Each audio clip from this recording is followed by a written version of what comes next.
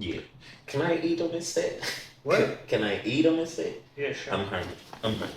Yeah, boil it down. Okay, so now let me introduce our guest. He's an IBB pro, Moxi. Hey, what's Or up, you y'all? can you can Hey, what's up, introduce. yo? It's Moxi here, IFBB Pro. I'm from Uganda. This is my friend Balja, so this is part of us getting together and having conversations about bodybuilding. But today, I don't know what he's got us prepared, so let's just hear from him. Okay, so most the idea that I came with is like because I'm in fitness industry for like 16 years. I Right. did like powerlifting. I Yeah. did like I was surrounded by strongmen, weightlifters, bodybuilders. I did like clothing. I did supplements. I'm doing supplements still. I did export. I did online coaching, offline coaching, running a gym, coaching coaches how to do it, running social media ads, doing all this stuff. Right. But somehow I'm always in recent few years it was all related to fitness. So I'm coming down, but my personal like my personal bodybuilding career uh, stopped like a few years ago. So I'm more like focused on business Mm. than on like competition itself. Right. I like more doing business, but I like more fitness. I like fitness Yeah. related stuff. Yeah. So basically, like I have a lot of like people. I'm surrounded with champions, and I always wanted to because I know like there's a lot of content about training, about coaching, but there's really not that much content about doing business or how to develop yourself as a coach or as how to earn as as a bodybuilder, for example. So I wanted to touch these topics Right. a little bit more. Right. So maybe you can tell us your like this road, how like you got to like uh, competition. Was it always like your like as a coach? Was it always like your main job? How did you like work part-time job or then like this transitioning? How was like Okay. For me, from the start, for me, fitness or bodybuilding, I always saw it in an aspect of entrepreneurship. I saw it in an aspect of how can I use it to help me be financially free. So for me, that's been always my side of seeing things in the fitness industry. And competing or becoming a bodybuilder, it was just the passion part of it. But mostly for me, I saw it financially. So um, I started way back. I'm talking about like 8 years ago when I did an interview. It's on Google. You go Google it. I talked about starting my own brand because I feel like as personalities, as people who do fitness, branding is so important. It's so important that this is a representation of who you are as a persona, but also as part of adding value to what you do. Because bodybuilding itself is everybody does it. Everybody can win titles, everybody can win medals, but how do you differentiate yourself from other people? So we're talking about brands like Arnold, Chris Bumstead, Ronnie Coleman, and all these kind of guys. So for me, I've always seen it in the financial aspect of it. so then from moving like as a competitor like and coach like what was your like upscale. Okay. So my transition started way back when I was still doing modeling because as I was doing, when I got the body, I always ask people that when you get the body, what happens? And most people fail to answer this question properly because the aspiration for most people is to get the body. So what happens when you get the body? Other people want to compete. But what happens when you can't compete anymore? So my transition was that I have the body, I have to use it now to get me to places where I needed to be. Actually, my first commercial that I did was an underwear. There was an underwear brand that was called VHT.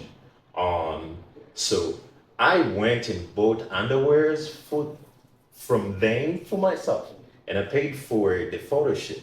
So I did a photo shoot, and then after that, I reached out to the company. I told them I have an idea. It could get better, but this is how I look in your underwear. And I told them I could have some bodybuilders come on this team and we work it out. And the idea was we don't have a budget. And also, this is another trick that a lot of companies will tell you we don't have a budget, but we're gonna send you our stuff. Don't accept. Just ask them one, how much is it worth? Are you gonna how much of the stuff you're gonna send me? And then if you know that how much it's worth, let them give you the check for that. And then let them send you their product, shoot with the product, let them take it back because you're still gonna have the photos you look in those products, you're still gonna have the copies if you want them, but you're still gonna make money. So yeah, that's how I transitioned. So for me from there, So it was modeling actually. yeah, so I started with modeling. So I did most of during that time I only did underwears, most of them. That's Do what I you did. suggest, but for the first shooting you did like you like reach out to the company. You Exactly. already took pictures and you gave them and basically do Exactly. you think this is a good like how to say idea, good example that like because what I see sometimes like people who are like just starters, like 2 years in bodybuilding or whatever, they think like companies will just reach out to them instead of like they just or they need to get paid for every thing that they do or every post. I mean, I understand they should be paid, but that's not the real situation. So my question to you is like, do you think it's a good step for someone who is beginning to, for example, to share something on social media, to reach out, to do uh, like some shooting in the underwear or some t-shirts or like some products, make a video with their cell phone and Right. then send out to those companies and say, hey, I can do this for you. What do you think? Maybe we can talk more about this. Yeah. Maybe in this day and age right now, it might not be prudent for anybody who is trying it out because right now, obviously, most of the companies are going to look at your social media numbers. So my first time I did it, that's like 8, 9 years ago. So for me, it was also the way that I presented the idea. It wasn't a I wanted them so badly. I just showed them what they weren't doing. So I told them, hey, listen, you guys, who is your mark? Because I asked you guys, who is your target client? You know, how do you see these pictures look on a bodybuilder? So a lot of bodybuilders, and then I gave them the advantages of their underwear that they had, because a lot of us, our legs usually rub on each other, Yeah. so which is uncomfortable. So their underwear was a little bit longer, Longer. and it was just helping to prevent that friction in between your legs. I told them this is one of the advantages that your underwear have. It's not marketed on your website. It's not there. I need to put it in there. So for me, I was adding value.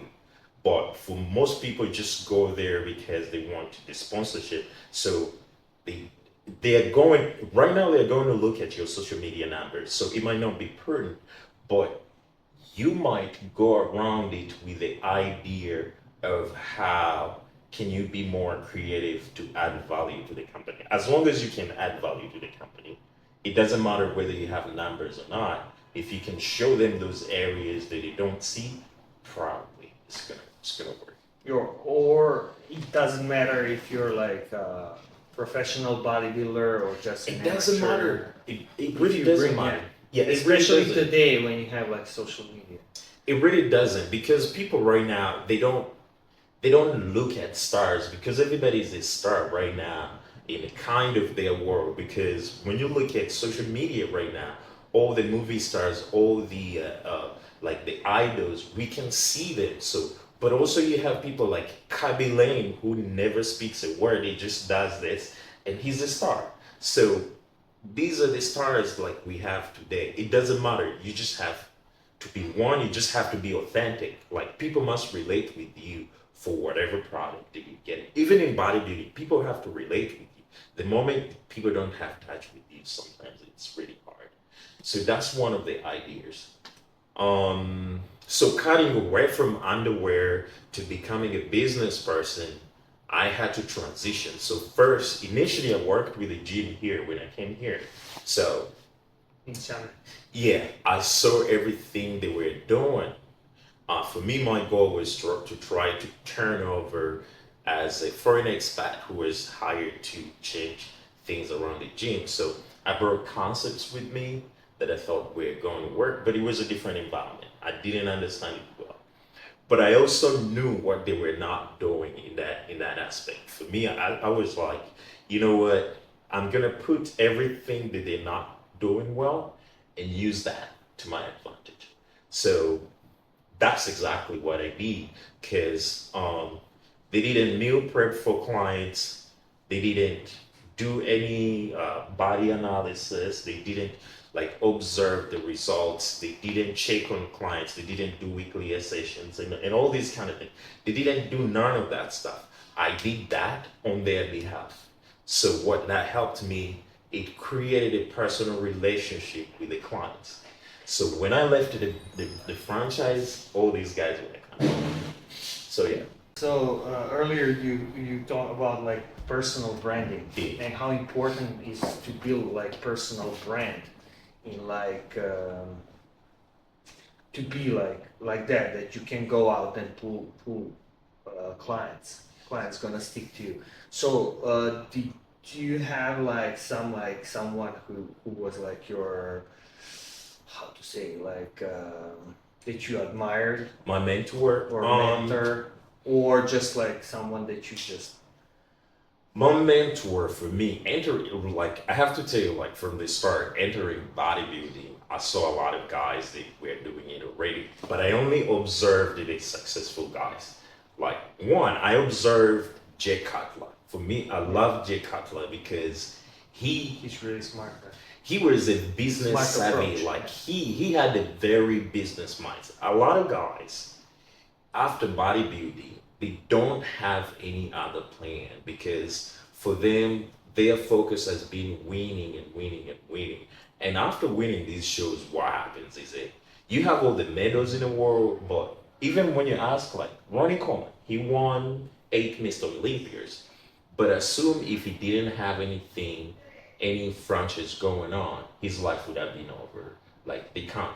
So watching Jay Cutler, I saw what he did, and I was like, what does that mean? So I knew he had a brand, and then I wanted to emulate something like that. So branding, one, it adds value to an athlete, like a bodybuilder or a sports person, even like any other athletes. It adds value.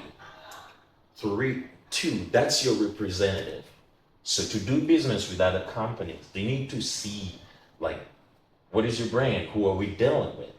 Even with friends, like personal friends. For example, if someone cuts you a check or if someone wants to endorse you for an advert, where should they send a check? They can't send you a check personally. It has to go through either your company or something that is affiliated to one, you are going to offer an invoice to the other company for the services rendered, or they have to address you as another body that is not you personally. So that's one of the ways to do business. Two, three, you are trusted as a brand because even in terms of legal consequences, people know who to approach when things go differently.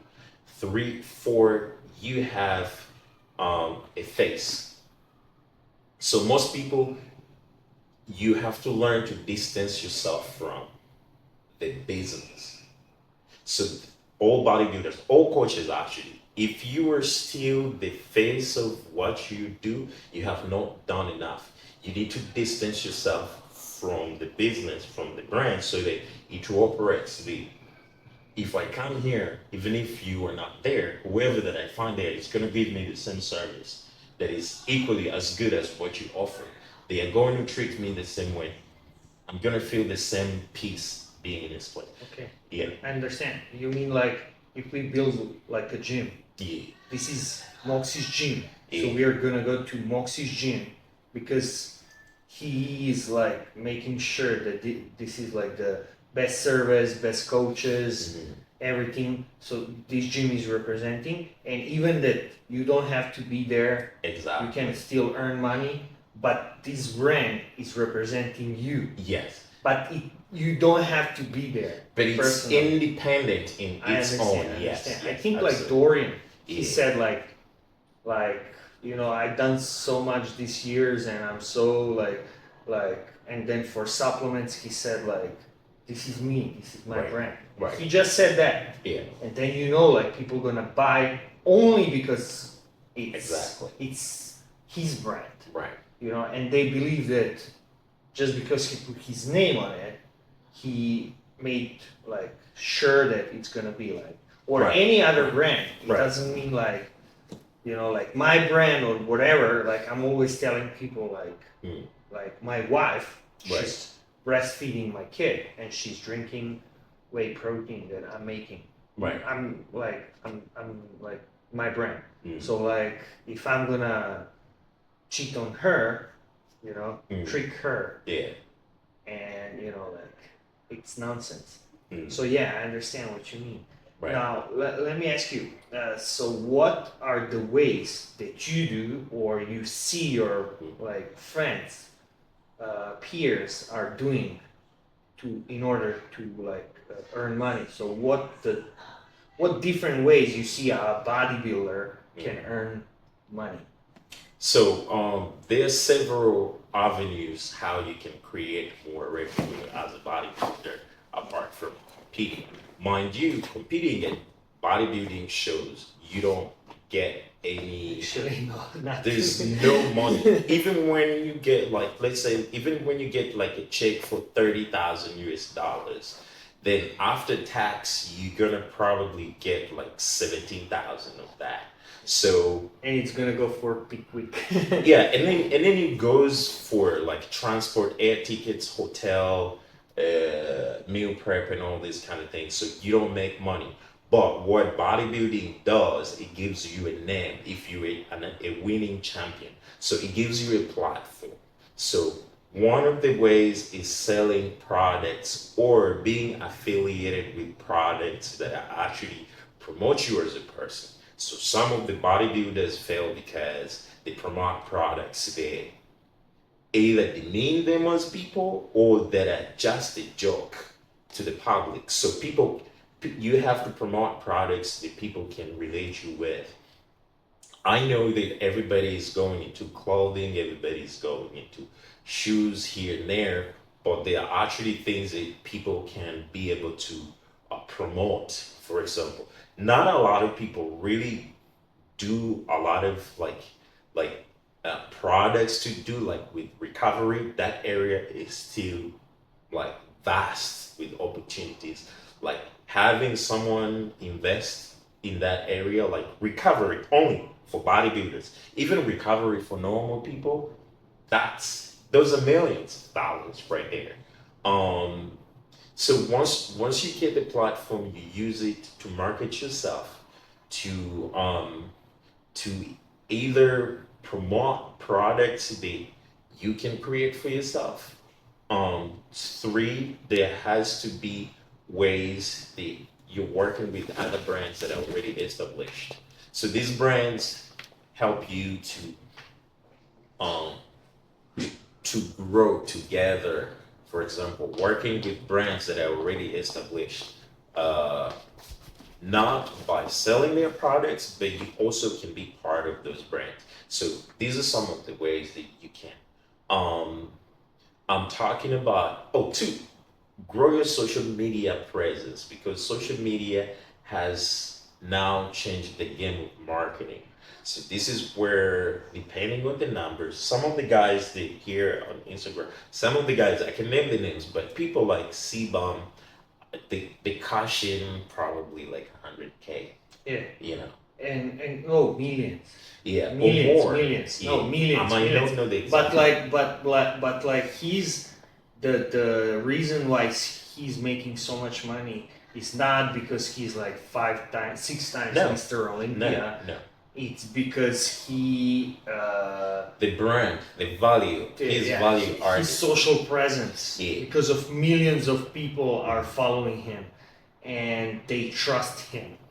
And so building brand, it's like building social media. Yeah. Today, if you don't have social media, yeah. you have nothing. Social media presence, posting, updating, because this is how we're communicating with the rest of the world. This is how even you could sell things. I see a lot of guys sell stuff, like ridiculous stuff. Why? Because they got the presence too. They got the influence. Influence is also power. So influence means actually, that's one thing that people don't really pay attention to. To be influential is more powerful than being famous. Popular. Or being popular. So to be influential means that people follow your lead. Also, like quality of those followers. I have a friend. Mm. Like, I'm not gonna say where, because people will know who it is. Yeah. And he had like hundreds of thousands of followers, but the problem was like when he presents some product, like 0.05% people will buy, because most of his like content is like just funny, like Right. he doesn't have this influence, you know. People just think of him as a funny guy, you Right. know? And he ends up like having less influence on these Right. people Right. than like some guy who has like 20,000 followers, but like these followers, they follow him because of his knowledge. And when he says this is a really good product, he has an influence on people. Exactly. Yeah. So influence is powerful. It's more popular than it's more stronger than popularity, because influence means you earn people's trust. You earn their credibility, and they can trust your knowledge on certain things. So with influence, you build it. One, the information that you give has to be trusted and backed up by either scientific facts or by evidence or manifestations from people who have worked with you. For example, a coach who puts like confessions of people they've worked with is easily trusted than somebody than a fitness guru who gives all the knowledge about fitness and all these kind of things. So the other one has influence. This one might have popularity. And the new these days is like UCM, or user created marketing. So like people like not coach who post like how to say, like changes of his clients, but clients who will just talk about his coach, their coach. You know, like that's also really powerful.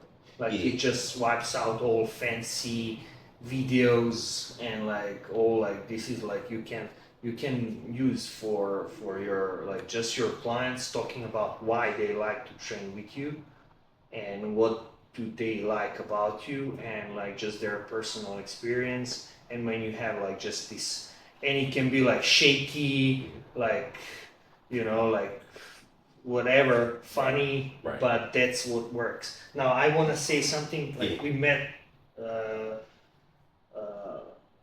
through a friend, John. John Graham. John, he's like, I want to give shout out to him. He's doing like this really nice stuff. Yeah, I've been seeing his stuff. It's quite cool.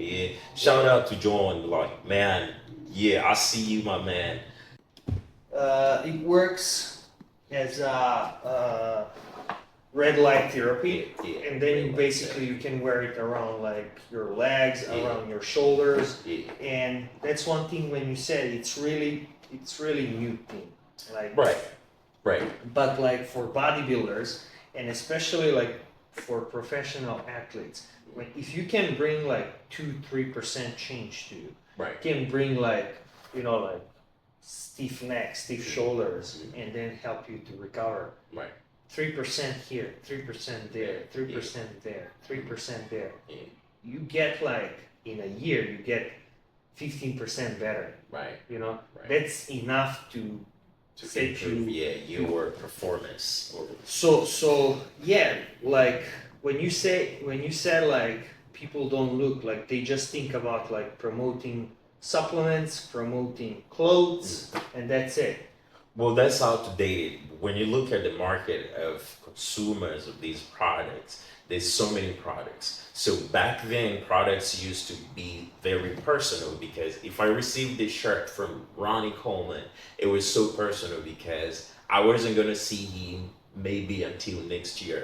These guys are there and people see them and take pictures with them. So it takes away the aura of them being the demigods we used to worship, So, two, there's a lot of other companies that do good products. They don't even have like famous names or they're not like from famous people, and they do really nice stuff. So Reach out to them. yeah, so when you think about clothes and shoes and all this there's a ton of stuff, but there's so much that hasn't been discovered in the fitness industry that if you put your mind, for example, has anybody thought about, let's say, like an ab trainer for the overweight people? We don't have that, because how, you can't make them do sit-ups. You can't make them do any of the core exercises. We need an equipment that probably helps overweight people start working on their core from the start. We don't have that because you have to realize that a lot of them have like back issues and all these kind of things. Yeah, usually people think about like from their own perspective, like Exactly. as clients, not as Right. So like, oh, why would I need that? Or like they think as like instead of like trying to like see out on the market and then check what you can do and what do they need, and like Right. my good tactic when I was doing marketing was like I would go like check for like whatever, like how to say, on Amazon or like some Shopify stores, Right. and then I would check comments, like bad comments, Right. and like what do people need. Yeah. Okay, maybe now I have an idea. Maybe if I have money and I have some business experience, maybe I can go in as a business guy, or maybe I can find some company and say like, hey, I can help you promote this, help you sell this. Maybe you can outsource it. Well, it's because a lot of bodybuilders and athletes in general, they don't allow themselves to be in a free space of creativity. So being in a space of creativity helps you to think, because our life is not only based on bodybuilding. Yes, you've done it for 20 years, 30 years, but that's not all there is to do for you. So that's why I sat down and I was like, how can I help people understand some of the ways to train and understand what is taking place in the fitness world? That's how I came up with it, with my book. And I was like, what if I told you what you need to know that you don't know right now? And then I came up like, people are so fixated with counting calories. And I'm like, it's beyond counting calories, but it's not a perfect body. It's just an ideal body. So if we can open the Pandora's box to see beyond, outside the box, then you'll be surprised. People who create like these things, like the equipments that we use, they're not even going to the gym. Now, people who create these ab rollers that are all in different angles, they don't go to the gym. They bring you and then you can tell them like, hey, they will talk to you, and then they will get some ideas outside of the box. Exactly. So, but also, it's just that these guys look at us training and they're like, if for them their perspective on the fitness It's different. is from a financial perspective, Exactly. not from a training. That's why you have perspective. this home fitness equipment, Exactly. and these people are making millions. So these guys, like I have to tell you something funny. A few years ago, I was talking to this friend. We were trying to do a 8K training camera, and I told him, what if we design something that we can just look, someone can just stand in the mirror. Like this guy, he can tell you, but right now there is a mirror where you can look at your stuff and train. Like that's there already. So I'm telling you that you need to think beyond just the cash prize and the popularity. Think about influence, think about value added. Yeah, bro, but you have to understand, like, this is for some people, for most of the people, for most of the bodybuilding community, they just want, like, to lift, to have enough money for food, for rest, apartment, like, it's all, and then, like, have likes and girls, and that's it. Unfortunately, there are, like, small amount of people that, like maybe 10%, but even if we can reach out to them and help them to grow, I mean, I really, like, I'm glad, you know, because when I was doing my thing, I didn't have anyone like, you know, that I can, but now there's a lot of bullshit, of course. Right. Like, what I wanted to ask you is about your book. So your book, it's also one way that you can get, like, influence. Right. You can get, like, because what I see is, like, I see this as a like, how to say, like a wheel, you know. Right. And once you get spin, you know, like when you have, like, bodybuilding, your own career, and then you have business, and then you have coaching, and then you have this, and then it just turns and more and more and more. It's like adding up, like a snowball effect. Right. Well, this is gonna sound cocky, but I can tell you that I've done it all. Like, I've done it all the reads. I've won all the medals. I'm good. Like, I know that. So I take out that equation out of my head. Do I need to prove myself physically anymore? No. But I still need to work on my finances, you know. So for me, getting off the stage and people are clapping, and most of the shows that I win, for me, I don't even celebrate that much, because I've already done the work. What I'm looking at is like, okay, what product do I have ready? I told my friend one time, she was my client, but I told her, so before she won her first pro show, she's in the Netherlands, and I told her, you were going to win, but write a plan right now, what you were going to offer, because as soon as you get off that stage, people are going to ask for your help and have a plan. She was like, I don't know, so let's get there and we finish, and that happened, that she won and she didn't have the plans. And then we started talking, and, oh, what should I do? I told her this is what she had planned. So a lot of and guys, also when you plan, you actually have to have a vision in your mind about winning. That's why when you have a plan, I win the show, and then after I'll do this. It's also, you have to, like, how to say, you have to see the winning.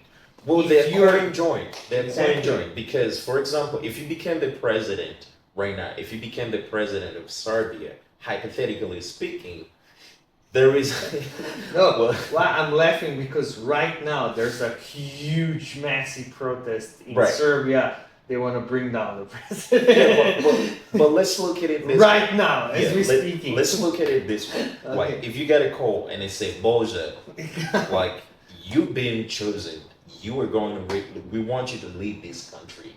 You know, you see, your perspective is not from everybody else that is being through the chaos and the turmoil. Your perspective is visionary. It's like, I've seen what peace tastes like. I've seen what efficiency looks like. I've seen what good life looks like. I've seen it all, and that's what I want, and that's what I want to bring. So people are going to be surprised how you do things, how you stay up like till midnight, and you are up by 5 moving, and you are getting your work done, and you're getting your appointments, and people wonder how you do it because you set yourself for that, ready for that task. Yeah. And a lot of people are not ready for the tasks that they want. For example, even with training, most people just want to train and Work out. yeah, They just want to work out. yeah, just want to work out, and get done. And at the end of the day, they are asking, why am I not growing? So the question is, how much effort do you put in yourself? You know. Yeah, go ahead. We could talk. No, no, no, no, no. Talk No, like no, no, no, that. no. I'm like, I Yeah. wanted to ask you about your book from Yeah. like business side. Like, okay, Yeah. it's like PDF guides. Do you Yeah. have any other plans to do like something else?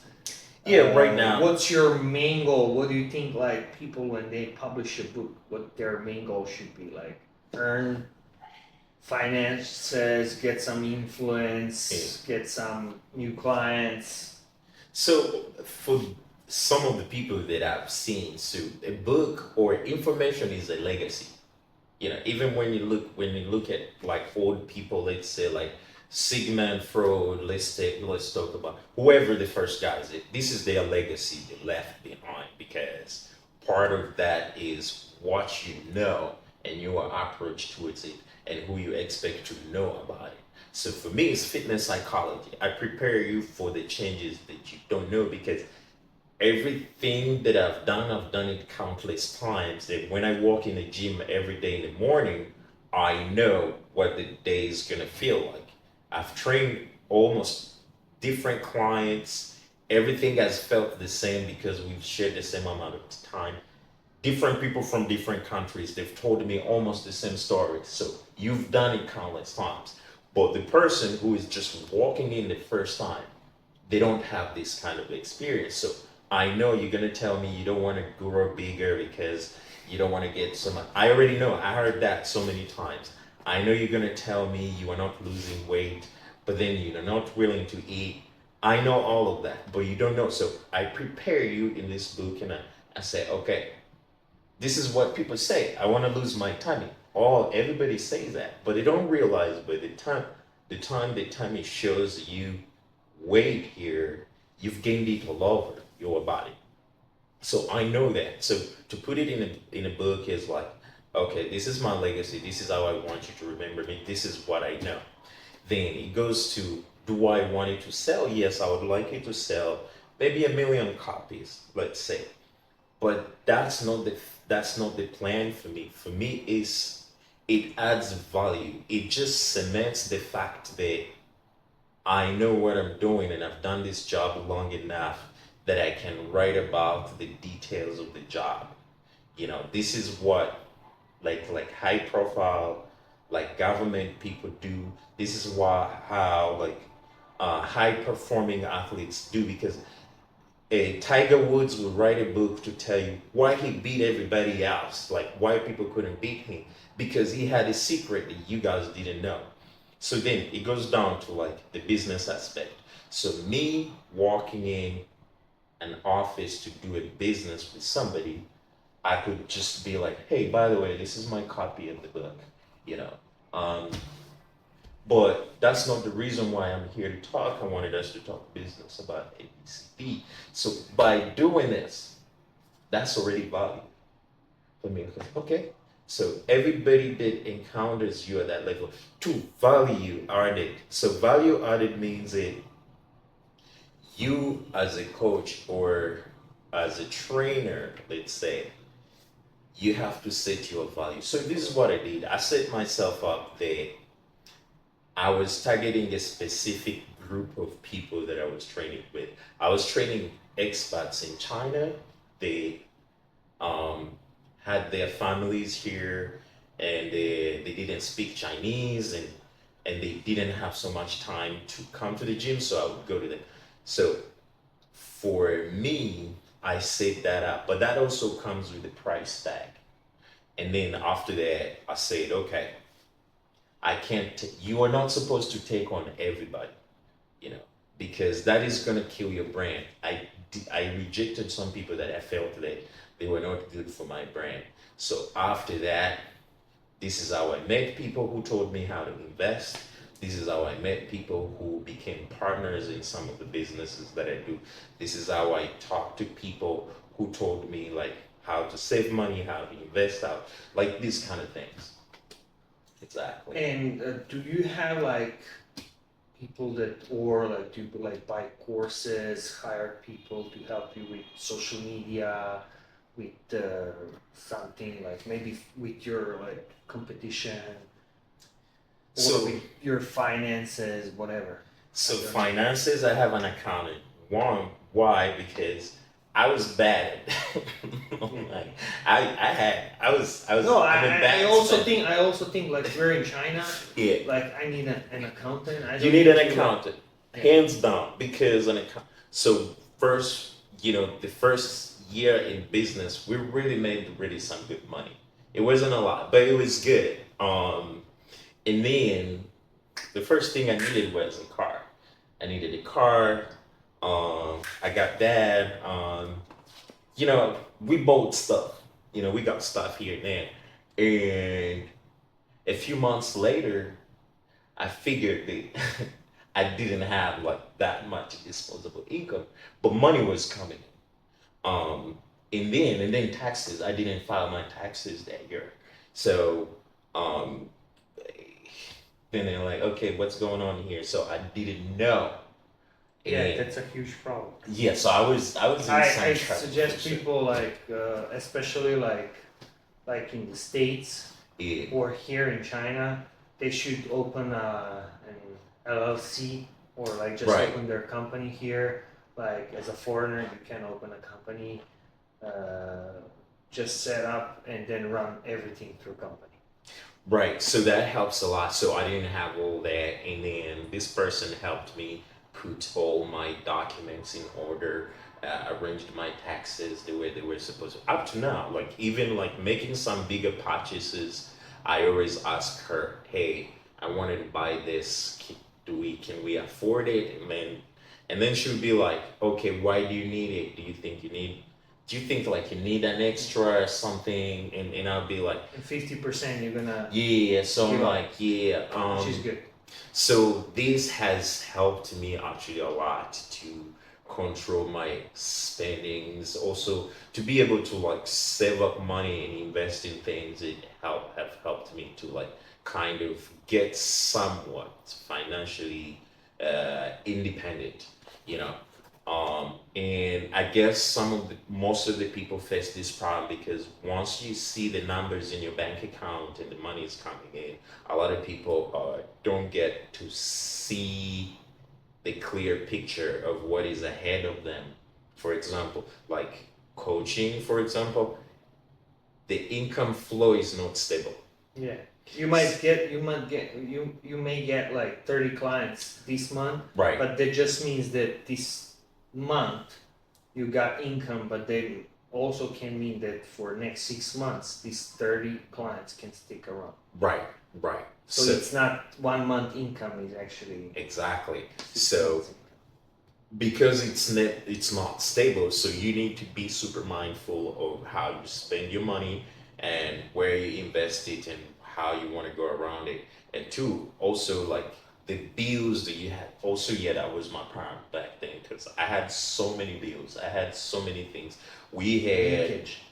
Yeah, we had like 4 places that we were renting.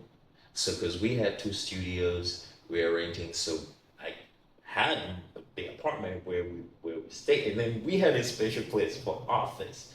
And so by the time you finish all of that, you're paying about like 50,000. Yeah. In rents and utilities and all that. So 50,000 And RMB. then That's always you think, few thousand, it's okay, but that few thousand here, few thousand there, few yeah. thousand, it's stuck like It goes. 10%, Yeah. 20%, 10%, 20%. But also think about it. If you saved 30,000 of that and you didn't have to touch it, and you said it like you said it. Um, so then I learned all of that, and then there's subscriptions like here in China. There's so many subscriptions to so many things, massage, hot pot, whatever. I would just be like, let's get a membership. Let's get a membership. So before you know it, these bills are piling up, and it was recent. The I went to the phone company, and I had so many things that were attached to the phone number that I was paying for that I'm not supposed, like 5 TV subscribers, and then whoever delivery, they keep cutting all those things. So anyway, so at the end of the day, once you've started to reach somewhere as a bodybuilder or as an athlete or as a fitness coach in general, you start to build yourself up. One, the way you present yourself. Like a lot of guys sell themselves so cheap in a way that, okay, if a client wants to buy, let's say, your stations at a certain price, then it comes down to a fact that maybe your price is higher and they cannot afford it. And there's another coach right beside you who can take. Let them take that person, you know, and then build on to have your people that will meet your criteria. One, you're gonna do it by adding value to yourself. How one, explain your services and how you give them. You know, people should have a Takes clear. it. Sometimes Yeah, the first thing that you can do as a coach is just stay consistent and text them from time to time. absolutely. Don't think of them as like they Yeah, come here at the no, door, they're your clients, they go out, that's it, bye bye. yeah, You know, just be there, text them, hey, we like we train legs, and she said like her knee was hurting. Okay, right. text tomorrow, hey, how's your knee? Okay, Yeah, text the next day, is everything okay? Okay, great. See yeah, you next time. Like whatever, or just like offer to send her some ointment. correct. But also, if you get Be their guy, you know, not just their like coach where they go. Like if they have some health issues or like some pain, right, knee pain, back pain, right, let them text you. You yeah, know, hey, you know, I drink yesterday. What do you think I should do today? You know, okay, drink, you know, salted water, some magnesium, you know, right, some salts. right. That's Check on it. them. Check on them basically. And also, this is also another important thing is a people in the fitness industry should also learn to invest in other businesses. You know, it doesn't have to be really a lot of money. It just has Just to do be not a have. smart business that you are going to look at the numbers. A lot of people really give away their money without actually looking at where they're putting their money. So, which is it doesn't cost much. If someone wants you to invest in their business, ask to look at their numbers. If you are not sure how to interpret these numbers, look for a professional accountant or somebody who knows the whole business scope to help you like translate these numbers. There's simple businesses that you could invest in with, let's say, like 5,000 US dollars. You know, one of them, like for people who live in China, international trade, like that. So this one person that I work with, and for me, they send me a list of things they want to get in China, and I get them. So, but with the commission, so I use my card to get whatever they want. So when they get there and sell, this is my percentage. I get my cut. This person sells like right when the products arrive. So for me, it comes really quick. It comes right away. I don't take any risks because anyway, whether they sell or not, it's not on me because that was Yeah, I his money. understand. I That understand. was his Just investment. not to keep the all eggs in the same basket. Exactly. So invest in different areas, and it doesn't matter. It could be 30 here, 40 there, 20 there, and then at the end of the day, to have more revenues, they will support Source. Yeah, that will support your Right. your hobby, the bodybuilding, because it's a hobby. Like it's So not. let me ask you one question. Yeah. How you transition from like being like a regular coach Mm. to being like an IBB pro coach? I Um. mean, it takes more time to be an elite level Yeah. athlete, Yeah. and you can't take that much classes. But Mm. can you like increase price? Can you like what can you do? What Definitely. options have you seen Well, throughout the process? well, for me from the start, my price was high for the people that I was going for the people that I was targeting. My price was high. So when I transitioned into like now the IFBB elite coach, I started to now cut the number of people that I was taking in to a smaller size to only the people that can afford me.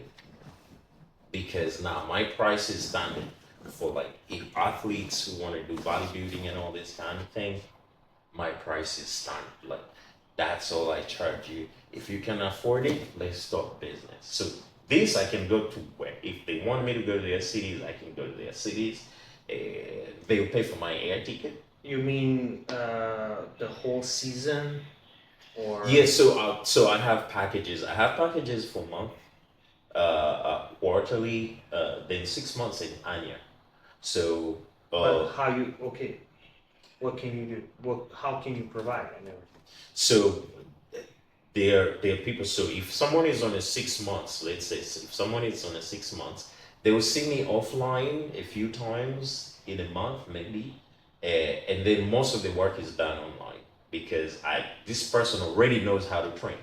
They just need an oversight of me, like seeing change this, change that, don't train like that, rest here, rest there, or add more weight here, cut the weight here, and all that kind. Because our person already knows.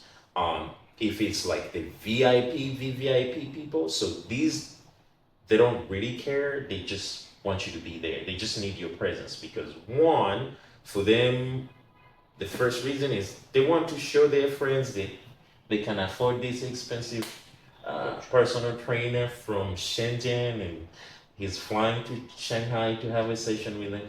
For them, they want that vanity of feeling Yeah. special. So it's gonna cost them, but it doesn't matter. So For them, it's probably not that much. They go out, they're gonna it's spend not that money, much. Yeah, even if like some of the guys, even when you charge them like 5,000 a station, they still like come through. They'll pay for your hotel. They'll pay for where you stay and all that kind of thing. But I've learned that your presence also has to add value. One, how you look, how you present yourself for the job.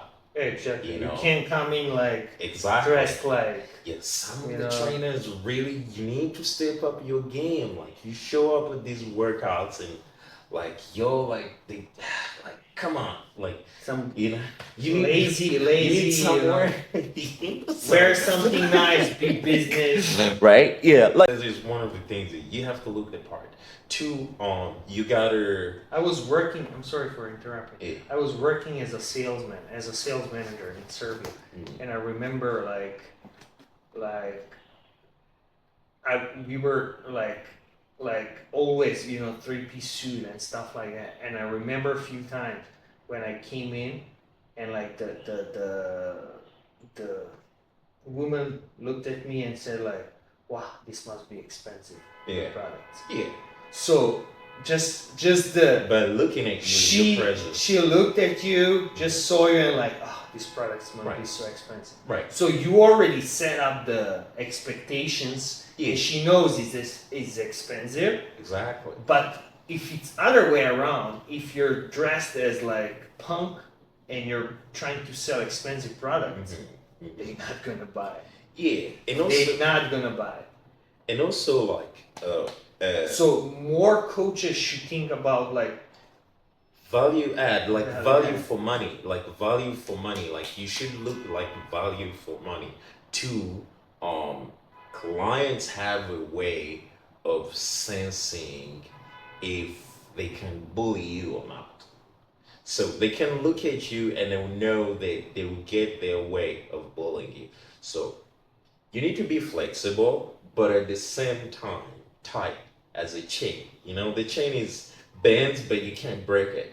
So basically, you can let them have their way, but you can also let them know that, hey, I'm here on business. You know, if you are not going to value my time, if we say we're here at 10:30 and you're not here, I'm gone and your money is gone. See you next time. Like as simple as that.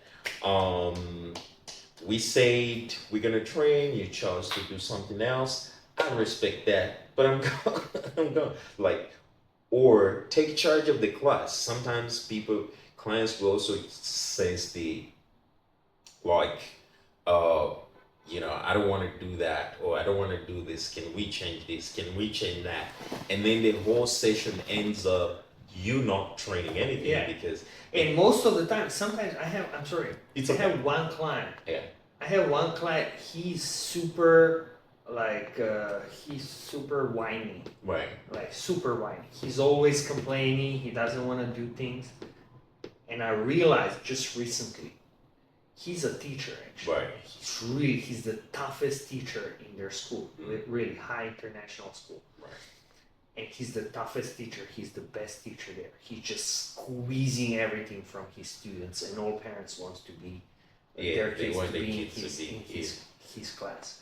And I asked him like, hey, if you're a coach, if I were me, yeah, what should I do? And he's like, push as much as you can. Yeah. And I was like, then it's good. And he was just, why do you think I'm still here? Right. So he told me the reason why I'm here with you is because you don't, 99% of the time, you don't give a fuck about my whining. I'm gonna whine, but you don't give a fuck, you just push me. And so I'm just trying to, like what you just said, like they don't want to do this exercise, they don't want to do, if you try to always like have their way. Yeah, because sometimes, not sometimes, like actually I think most of the time, clients just after a few sessions they just gonna be like, this dude doesn't know what he's talking about. Exactly. Like, why? Who's running, me or him? Right, because it's in human nature. Like when we get in a room,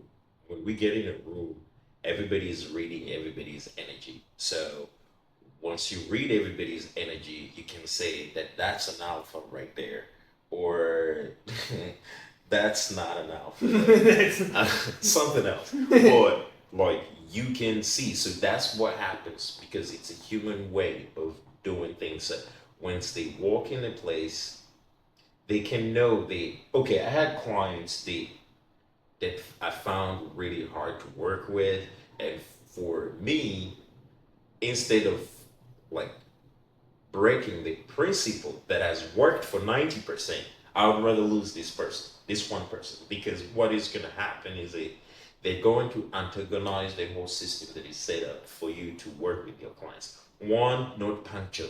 They come late. Two, they want to train for 15 minutes and watch a video or something like that. That's not what we're here. I respect that you want to do that, but give me my time because it's disrespectful of my time. But I also try to communicate that in a respectful way, but assertive in a way that I mean it.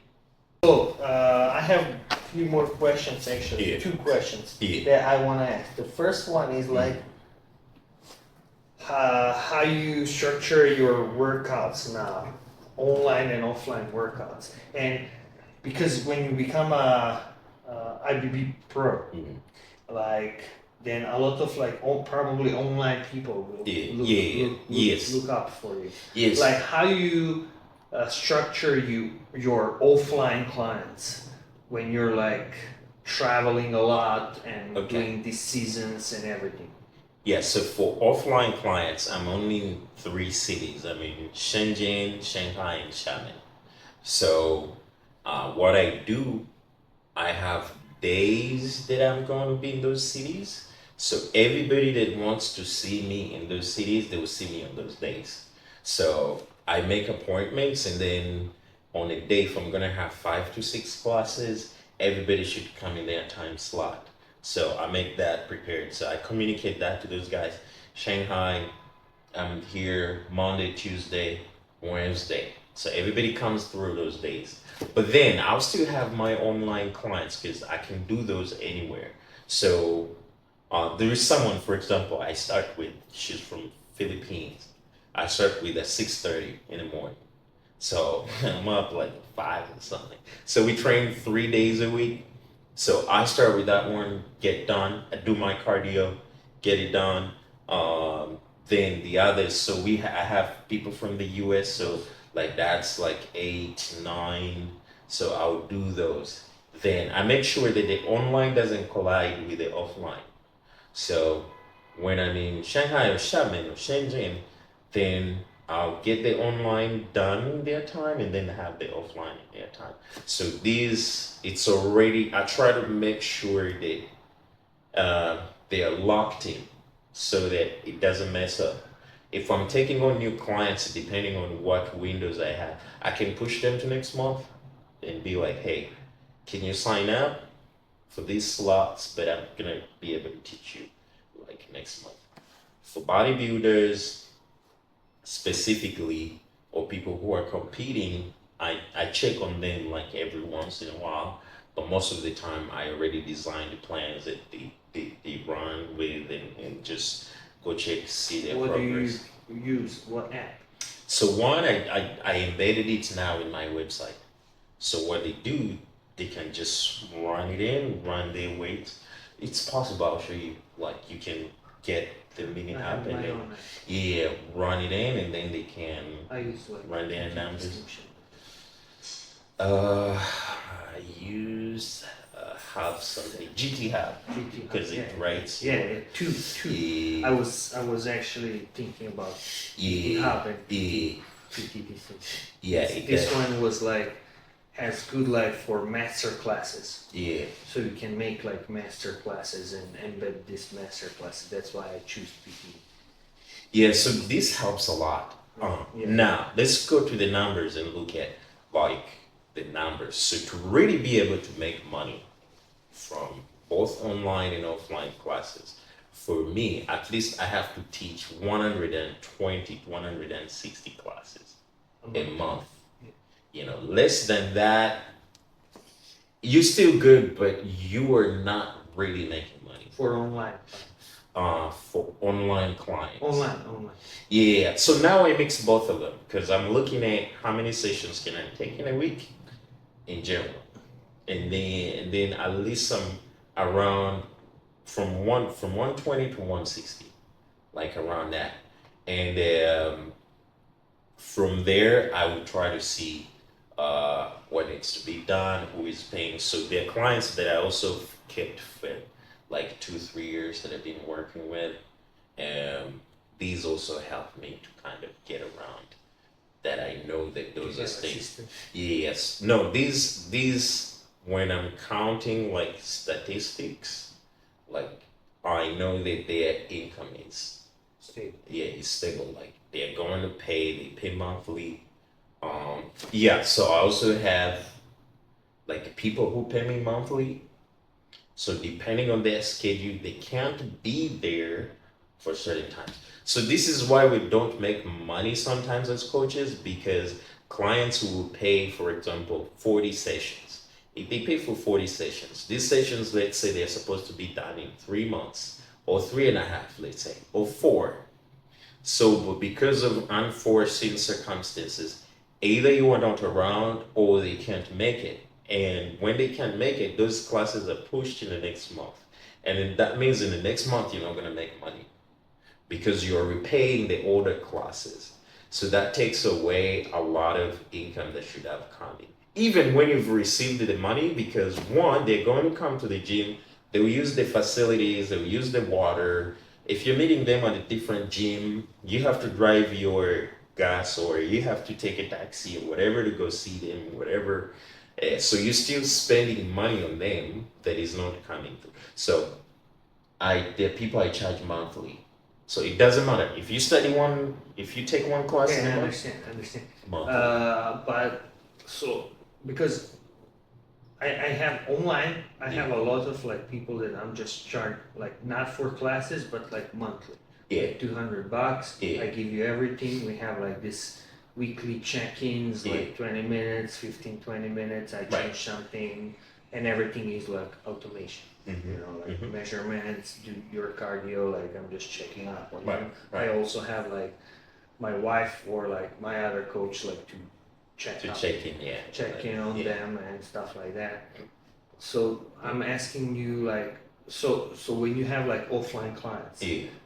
and for example like in Shenzhen, and then you go to Xiamen, Mm. what are like people in Shenzhen? Do you give them workouts? Yes, yes. So Okay. they have workouts. They now I send out workouts, plans, training plans. Because once I get all the statistics of a person, I know what kind of workouts they're gonna need. So I'll do that. So variations of reps and weights and all that, we can Okay, always I switch understand. that. Okay, I But understand. And yeah, then I'll when leave them you're with the here with them, you're actually training with them. Yeah, so I train with them. So when once I'm around, so like well tomorrow I'll train with somebody and like And you that. charge them on like classes or monthly. So some I charge them monthly, but now I'm trying to switch to monthly for me because I feel like monthly is more efficient for me. So why? Because I don't want to have any lagging classes from past months. I just want a fresh month, fresh start. Let's review.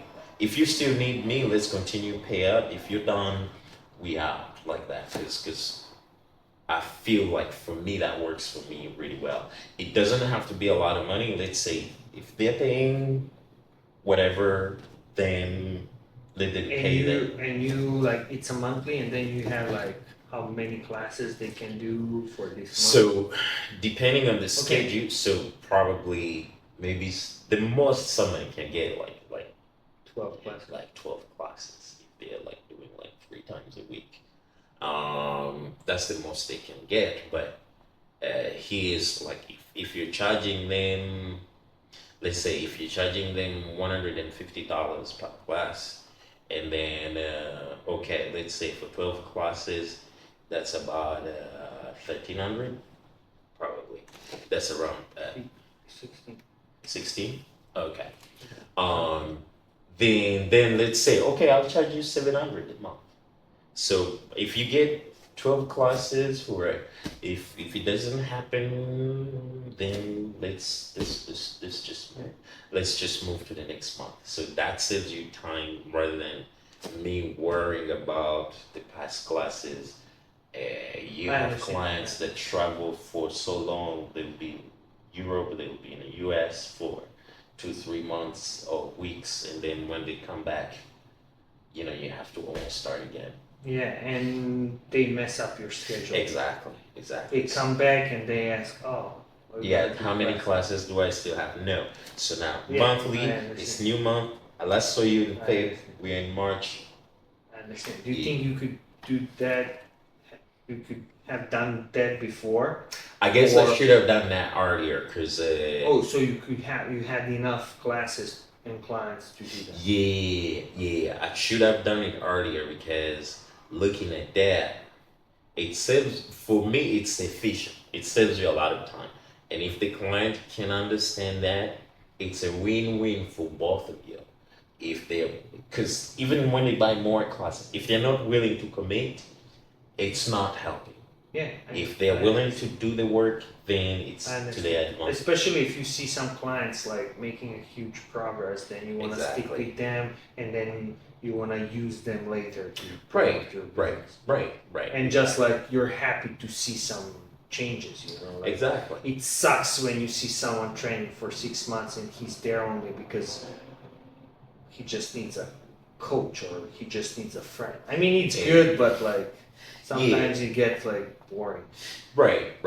I think I want to take on people who are motivated to transform their lives. Okay, so today we spoke about like this business aspect. There are maybe few questions that we missed, but anyway, like when you come back, I wish you all luck. Yeah, for thank you. that. Yeah. And First of all, thank you so much for inviting me, sharing with you. I feel like, the more we get to know each other, the more brotherhood is Yeah, in yeah, there. yeah. So that's really cool. Like-minded, and like energy. And Like, also, I mean, like, we push in different directions, of course, but like Yeah. it doesn't matter, you know, like. Yeah, for sure. So that's pretty good. And then you are an entrepreneur, so I like the business mindset that you have.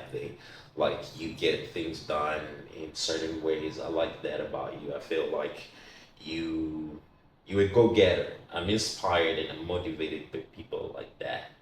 Uh, and we're going back. I'm coming back for a pro qualifier in Olympias by the end of this month. So we're trying to get ready for the show.